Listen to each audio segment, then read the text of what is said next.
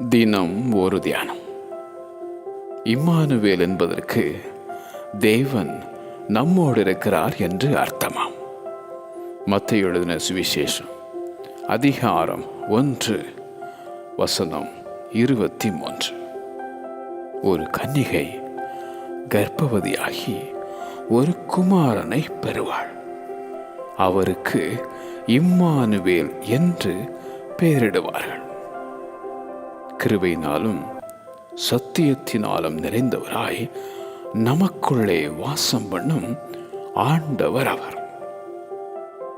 நீ பயப்படாதே, நான் உன்னுடனே இருக்கிறேன் என உரைத்த தேவன். நீ தண்ணீர்களை கடக்கும் போதும் உன்னோடே இருப்பார்.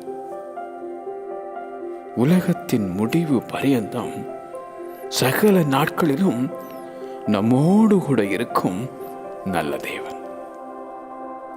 அவர் நம்மை விட்டு விலகுவதும் இல்லை, நம்மை கைவிடுவதும் இல்லை.